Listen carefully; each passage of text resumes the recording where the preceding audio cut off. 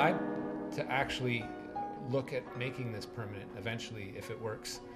There are perhaps aspects of it that don't work, and they will need to be fine-tuned. So this is a step in the right direction, and I know this permanency upon arrival has not garnered unanimity in the sector. Some folks think that it's an opportunity for people to spring to another job.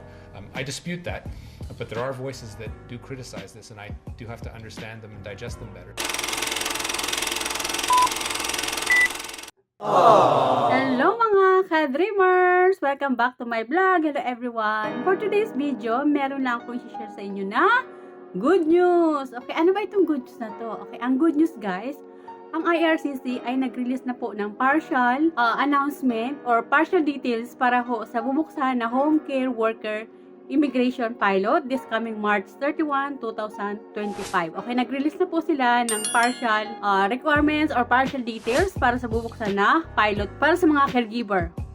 Opisyal nang inanunsyo ni Immigration Minister Mark Miller ang bagong Home Care Worker Immigration Pilot Program ng federal government Biyernes ng gabi. Sa ilalim nito, maaaring maging permanent resident in one step ang mga caregiver. May dalawang streams ang programa, mga aplikante sa Canada at mga nasa labas ng Canada. Pagbukas nito, uunahin muna ang mga nandito sa Canada. Okay, so ano ba yung release ng IRCC? Okay, ang IRCC po ay nag-release po ng dalawang stream. Bali, dalawang stream to guys. Worker inside Canada, and yung isa, second stream ay worker not working in Canada. So, ang bubuksan po sa March 31 ay para ho yun dito sa mga worker inside Canada. Yes guys, pag open sa March 31, ay ito po yung mauna, yung mga nasa inside Canada. Okay, so napaka good news nun kasi nga, priority po yung nandito na sa Canada. Okay, bibigyan nila ng chance yung mga caregiver dito sa Canada na nakapag-experience na, nagbabayad na ng tax, nakatulong na po sa government dito sa Canada. So ngayon, priority na po yung nasa loob. Okay? Ang nirelease nilang ng requirements ay una, syempre kailangan nyo ng language exam. So ang language exam ay CLB4 na lang. So mababa na yan guys. It's either CELPIP or IELTS.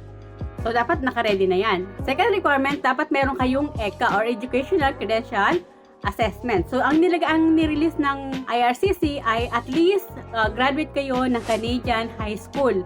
So, ibig sabihin niyan kasi tulad ko, nung panahon na yung old curriculum, ay wala pang K-12. So, bali ako ay naka-high school and then naka 2 years course sa college. So, counted yon as a high school Canadian dito sa Canada. So, equivalent yun, dapat nakatapos ka ng college. Kasi kung hindi ka nakatapos ng college, ay hindi ka po makakapasok dito sa program na to. And then third, so, kailangan nyo ng experience. 6 months na lang kailangan na experience para pasok dito sa pilot na bubuksan sa March 31. At kung wala pong experience, ay pwede na pong gamitin yung caregiver training natin. Yes! Diba? Napaka-good news yung guys. Kasi nga, kahit wala kang experience, recent or relevant, meron kang caregiver training within 6 months, ay pasok na po. Pero, ang sabi ko nga ay dapat inside Canada. Okay, so inside Canada muna yung bubuksan na program sa March 31, 2025.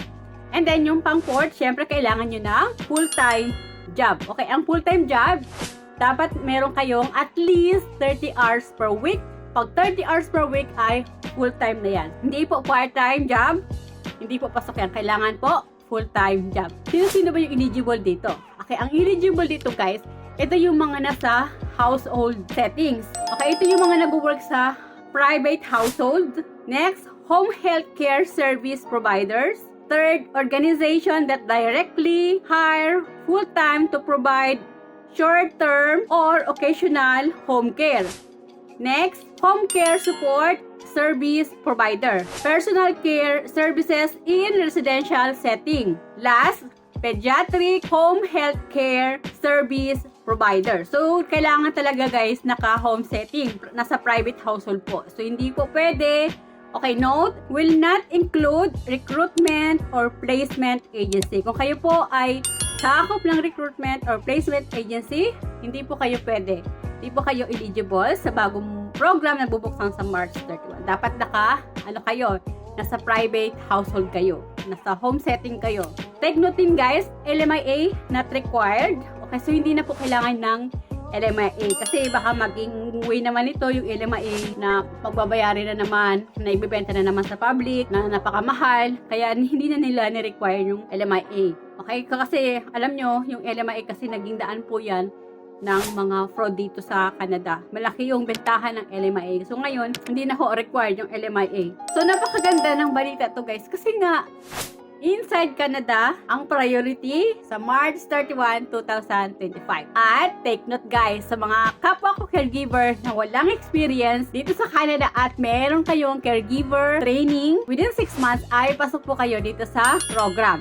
So napaka ng IRCC ngayon, napakaluwag ng mga requirement na inilabas nila para sa mga caregiver na nagtatrabaho na dito sa Canada.